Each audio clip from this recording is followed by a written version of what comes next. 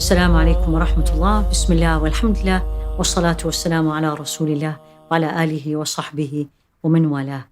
As we are living these blessed days, and we are now living inside the house of Rasul alayhi salatu wassalam, between his daughters, we're going to live today with another daughter, and that is a Sayyidah Ruqayya.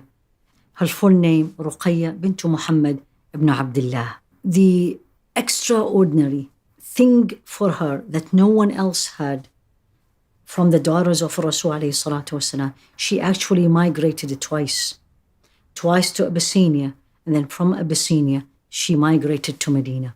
But before all that, she again went through test. She's the second daughter of Rasul alayhi salatu wasalam. So Sayyidah Ruqayya and her sister were both married to the sons of Abu Lahab.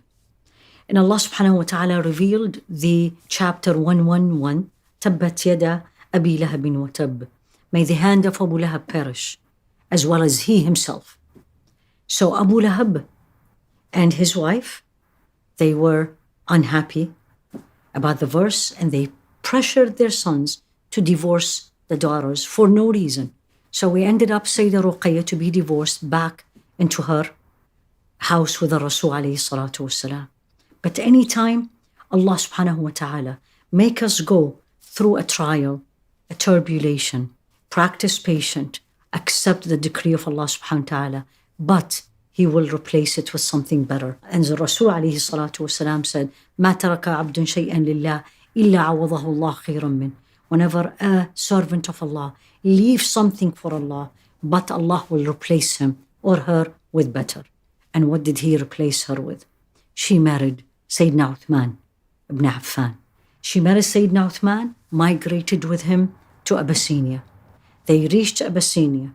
Shortly after, they heard that things are better now in Mecca, less torture.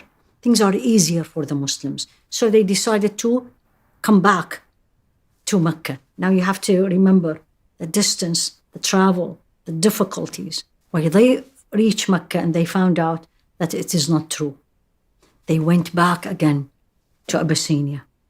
And then from Abyssinia, when Rasul alayhi salatu wasalam decided to migrate to Medina, they migrated to Medina. And she went with Sayyidina Uthman to Medina.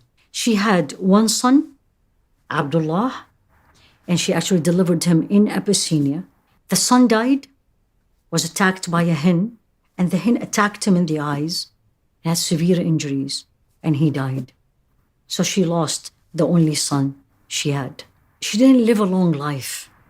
She actually died 2 years after Hijra, at the time of the Battle of Badr.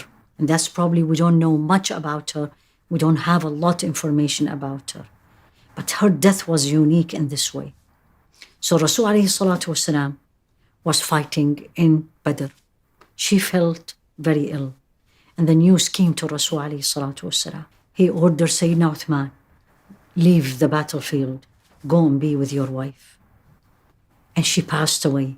And the Rasul alayhi salatu wasalam could not come back and see her. He did not perform janazah on her because the call of Allah was superior. She actually was buried in Al-Baqi'. May Allah be pleased with her.